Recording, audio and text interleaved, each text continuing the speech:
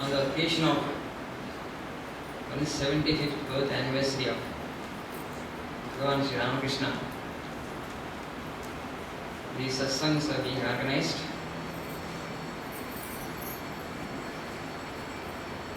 So, who is Sri Ramakrishna? What is Sri Ramakrishna? Once somebody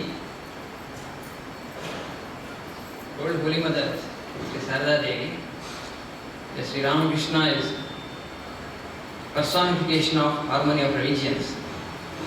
Then she said, no. Primarily, Sri Ramakrishna was an embodiment of ultimate renunciation. Personification of the idea of renunciation, Tyaga. He is Tyaga Swarupa. The other day, a young man came to publication building and he told, seeing the building and the campus, Swamiji, this is all Rajas. He said, Sri Ramakrishna, Ramana Maharshi, or Shri Sai Baba, they lived extremely simple life, aesthetic life. This is all, pomp and Rajas, he said. Yes, you are correct, this is Rajas, I agree. The paradox is, the strange thing is, to introduce such a simple personality like Sri Ramakrishna Paramahamsa, you need to have this much of infrastructure. Suppose, imagine that we have built few huts in the midst of the city. Anybody would bother to come here? Definitely no. Nobody will come unless the things are grand. Because the world is full of rajas now. Everybody wants things in a grand way. So, as the world is full of rajas, the only way to introduce the simplest personality, we also need to show some rajas here or here. Otherwise, it's very difficult. See, all these great people could not recognize them during their own lifetime because they were extraordinarily simple. Only after their Mahasamadhi, people started recognizing their greatness. And in Belur Math also, Swami Vivekananda Swamiji built a grand temple in honor of Sri Ramakrishna. There he is being worshipped. Why that grand temple? To introduce the simplest of the personality to a large number of people, you need to have something of that sort. Otherwise, people they do not understand because only the majority in the society are famous are Rajas. For a person who is in Rajas, to make him understand this great ideal of renunciation and simplicity, you need to have a sort of infrastructure. That's the reason we have built. I agree with him, this is Rajas. I don't say that this is the highest. From here, where we have to go, we have to take the life of renunciation and extreme simplicity. That is our ultimate goal. Only when we reach that, we will attain to Godhood. Why they did not bother? Sri Ramakrishna himself was a householder, but never came to accumulate any properties. And even somebody wanted to offer some donation of property, Sri Ramakrishna, he got embarrassed and he scolded him. You like to make me a worldly man? He said. Being a householder, he had a wife, he had a responsibility to take care of her. Still, what kind of renunciation? He never cared to accumulate any properties or possession and never touched money in his whole lifetime. This is in recent history this has happened. But today if we look at the society, people think that without money we cannot do anything in the world. But here is a man who has achieved the highest that a man can aspire for achieve without touching money, and also he was a householder.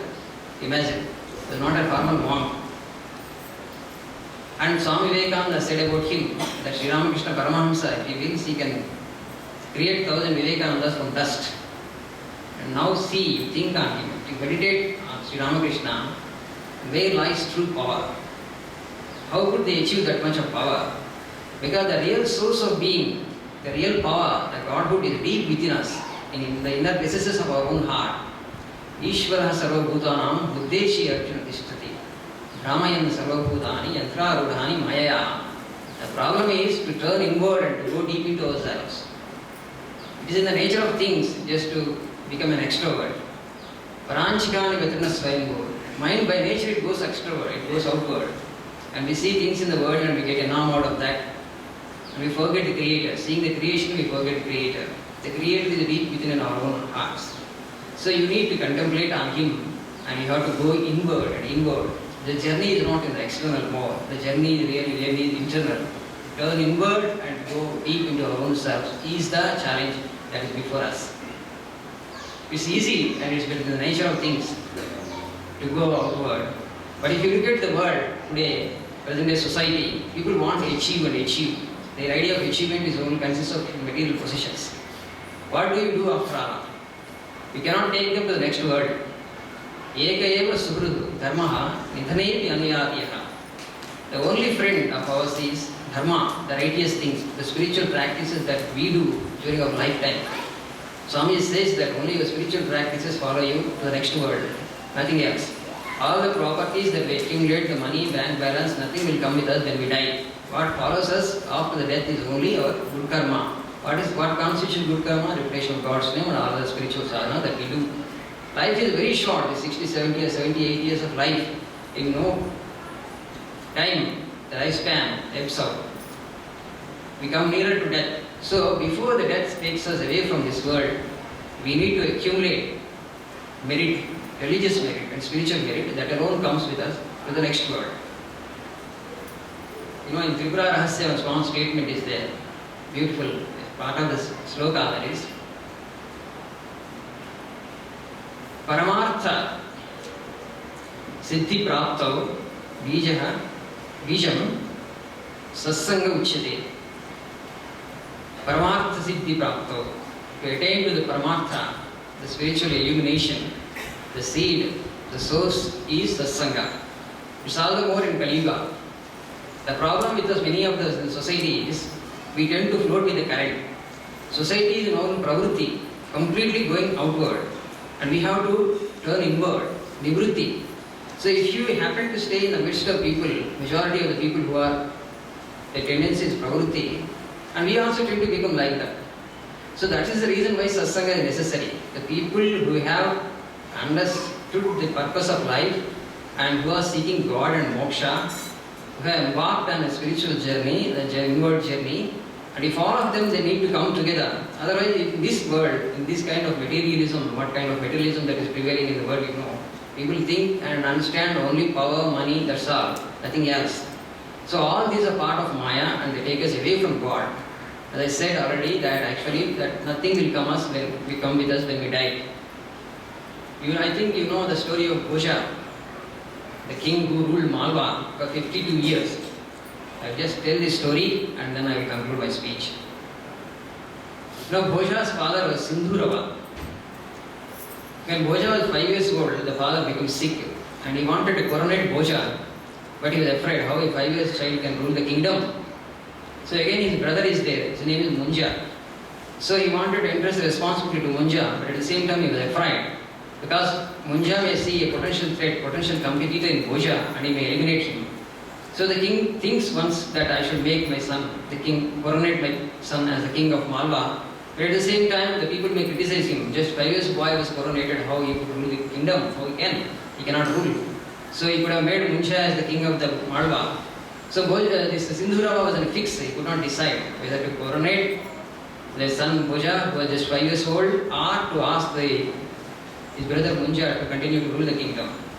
So ultimately he leaves it to God. There is no point in my getting agitated over this. And then he passes away.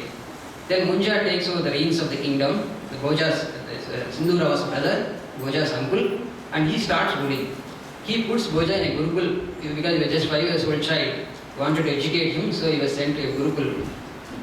And then one day an astrologer comes to the kingdom and he says, "Oh king, I can tell you about your past and future also."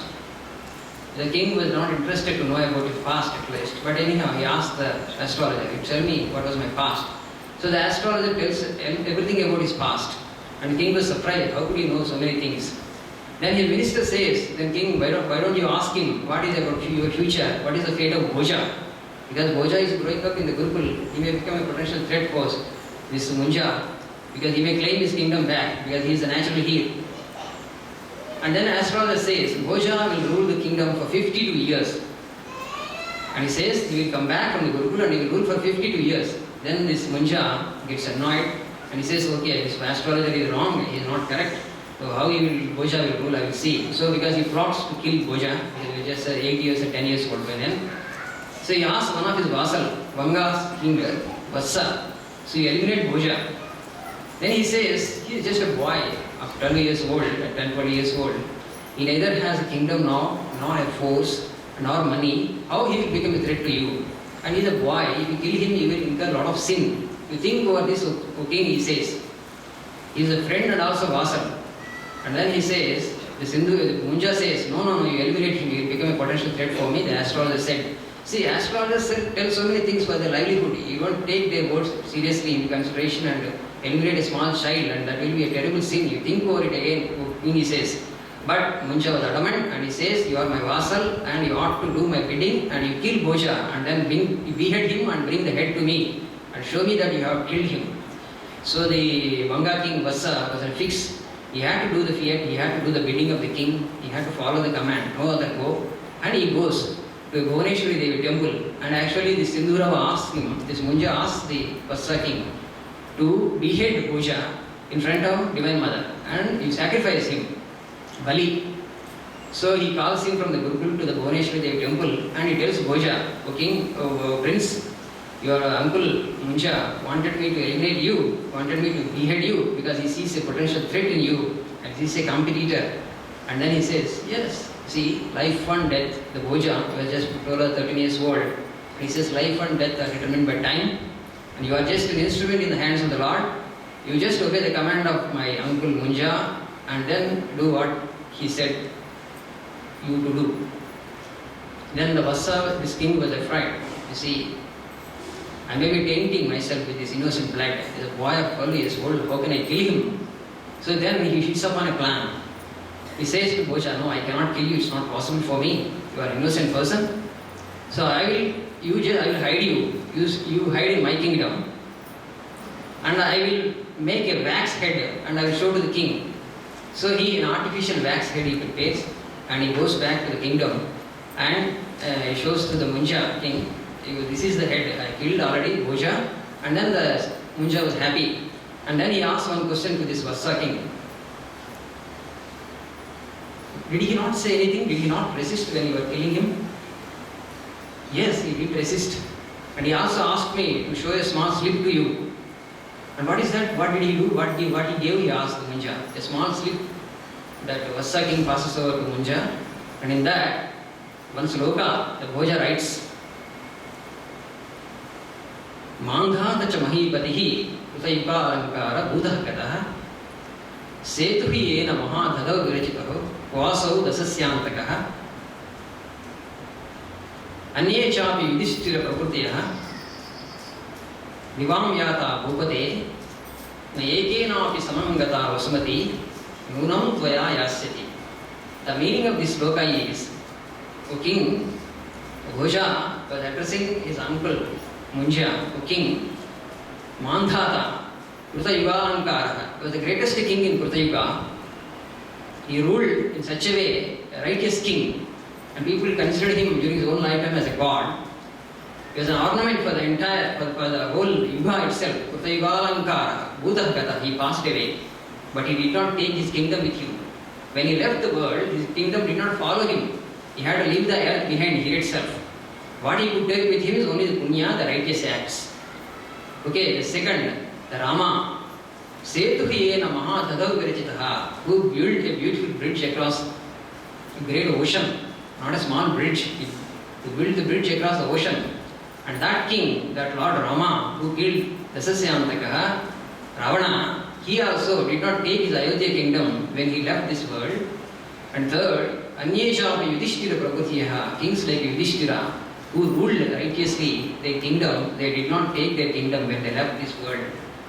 Only their good deeds, their righteousness, they could take along with them, and today we remember them only for their righteous acts. But the earth which they ruled, the kingdom they ruled, did not go with them. But today, see, Na ekena apicha, Vasumati, this earth, she did not go with them.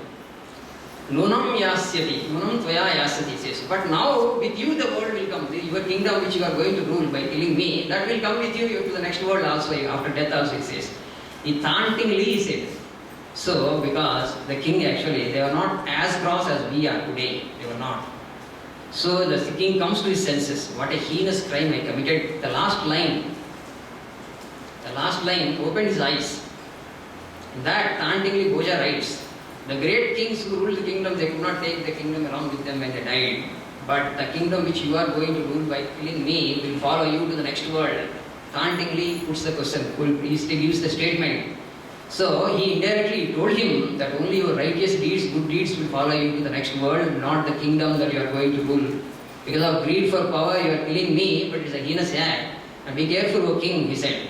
But when this Vatsa king was about to kill him, when he asked him, you do the king's bidding. Life and death are dependent upon time. Why you are worried? You just follow what the king said to you. He was not at all afraid of death. You see the courage of the man, just 12 years boy. And then this Munja's eyes were opened because the last line. And then he repents, he laments, he starts weeping. What a heinous crime I committed. With greed for power, for kingdom. Oh Vassa, what I did, what a heinous crime I committed. No, nobody will pardon me. This amount of sin I have accumulated. And then the Vassa said, O king, don't grieve. I have not killed Bhoja. Bhoja is under my protection. And he said, the idea, the central idea is, ancient, before that, Vedic period and before that, Puranic age, the kings, everybody was they lived a sensitive life. A life of meaning, a life of purpose, a life of wisdom. They were very conscious actually all the time. The next world, what follows us to the next world. We need to accumulate punya. We need to do righteous acts. Life is short. That idea was always with them. That's why they could, in practice, they could lead a life of righteousness, life of dharma, life of morality.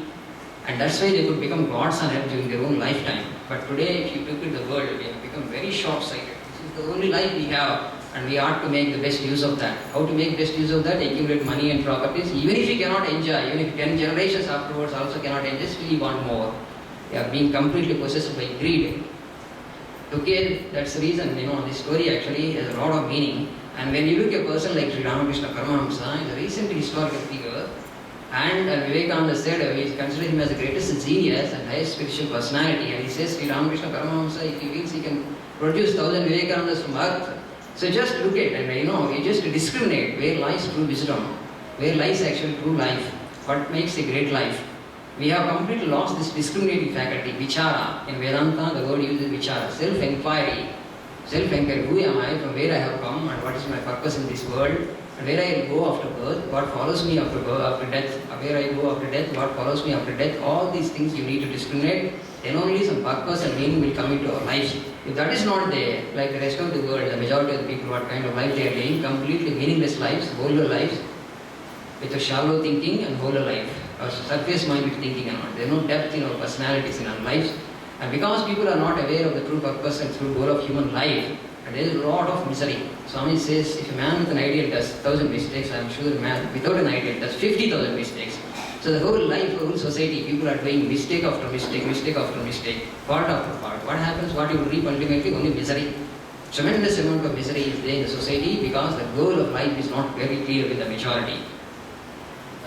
And we are all fortunate in that way. We got exposed to Ramakrishna Vivekananda literature, the incarnations of this age. I am sure you come for these kinds of satsangas more and more. Satsanga is all the more important in this Kali Yuga because the world outside is completely lost track of the path. So we need to come together and repeat God's name. Congregational prayer has a lot of meaning, and in that way you are very fortunate. And please do come for other satsangas also and make it a great success. And be sure that you are accumulating a lot of punya by God's Spirit in such satsangas and by repeating God's name. And I wish you all the best. May Sri Ramakrishna bless you all. Hari Om Tat Sat. Sri Ramakrishna Pranamastu.